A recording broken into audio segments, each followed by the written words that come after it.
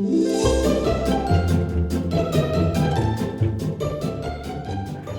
right. Okay, so hello.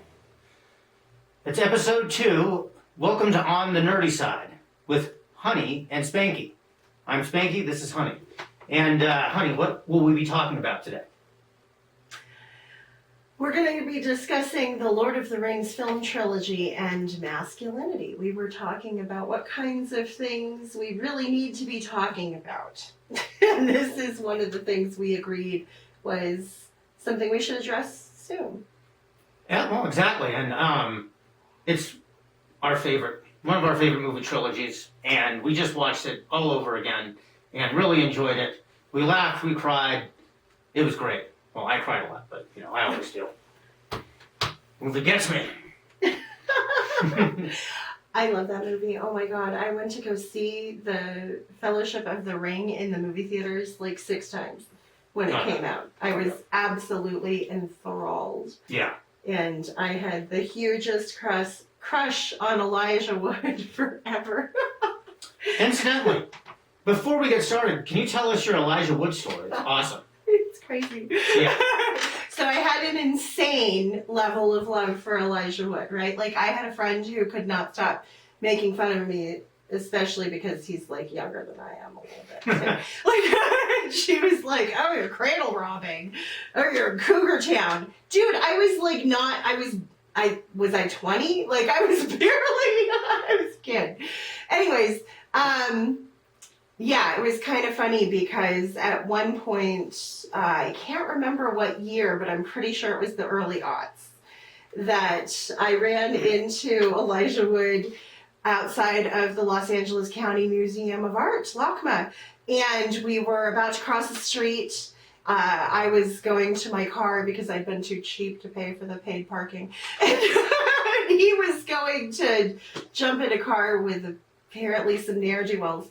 So that's why I didn't act on this opportunity that I experienced, where we're both looking at each other at the stoplight because you had to wait forever to cross the street.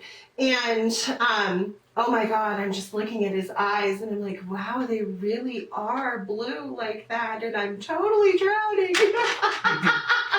And we're just like staring at each other, and I know if I'd said something like, "What are you doing?" or "It's nice to meet you," or "I've seen you," or something, I know if I'd said anything, I would have been able to keep talking to him. But because I could see he was meeting someone who looked a little sketchy, I was like, oh no, this doesn't seem like something I want to get involved with.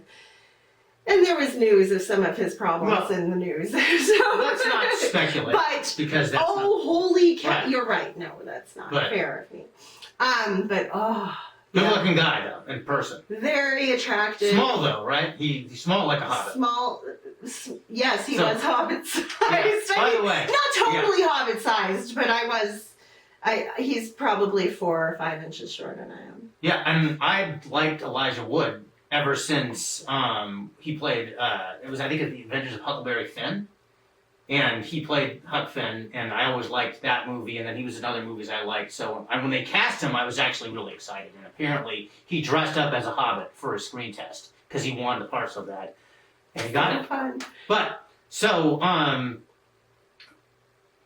that story aside, which I guess isn't the most masculine story example, but it isn't, but his charisma and his masculinity as a movie star was obviously there. And you could see why he got cast. Oh, I could absolutely. He was so attractive. And those eyes, oh my God, you just like get sucked right in. Awesome.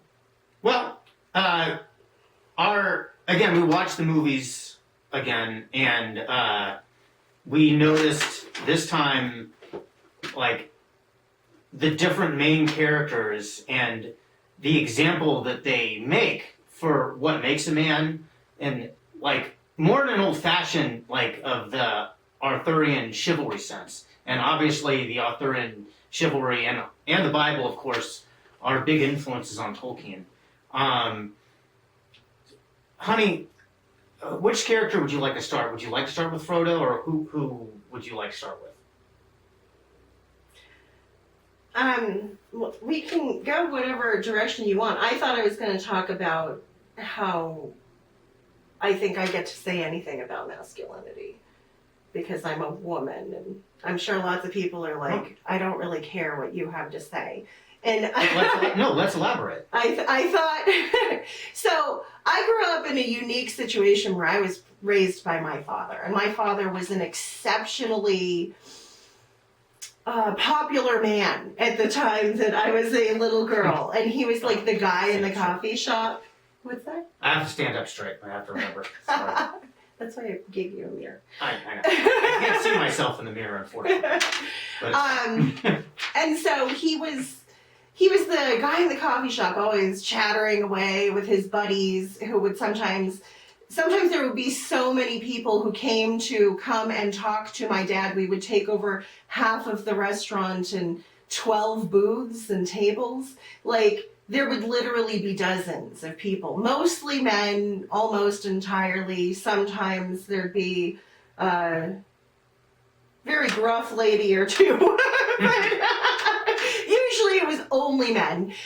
So I got to grow up deeply immersed as an only child, as a single child in a broken home, well, a single being family, raised by my father, and I was an only child, so I didn't have other kids to talk with. So I was talking with adults, and I was absorbing their man chatter and devising my own ideas about what the world was like. So as a result of that, I feel like I really understand the guys of the era that I grew up with, and there was a real spectrum of masculinity that I was observing that was interesting. My dad was very much like that guy's guy, but he had a lot of softness and protective instincts about him too.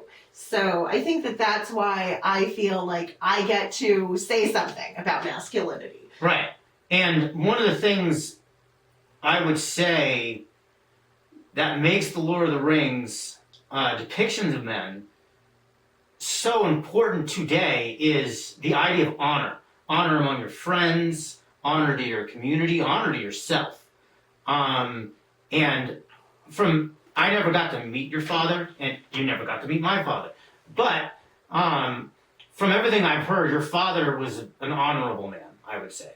Oh, absolutely. Right? Oh, yes. Absolutely. He was the kind of man who, the widowed ladies of the greatest generation would get visits so that he could see if they needed any handyman help for free. He did that without charging them a dime, just out of the kindness of his heart. And also he would make sure to visit with them on a one-on-one basis so that they got some socialization, because these were shut-ins who were, disabled of some kind and didn't feel comfortable or like they could participate in the world outside. But my dad always made sure, until each one passed or until he did, that he would go out of his way to help them. And really didn't expect much in return, right? No. Okay. No, he expected nothing. He was just there to give, not take. He didn't take anything. He didn't even get fed. Your father set a bar then, what you expect a man to be and what manhood is. And good job. thank you. I've done my best, I hope. But as far as the characters in the movie, because we're going to go back and talk to movies, bringing it back around to Lord of the Rings, which character would you like? Did you want to start with the character you think most exemplifies it, or should we just go in whatever order we feel like? We can go whatever order you feel like. I think that every character that is embodied in The Lord of the Rings shows us a different aspect of masculinity that can be the lived experience of how to be a man, and there is quite a diaspora. Right.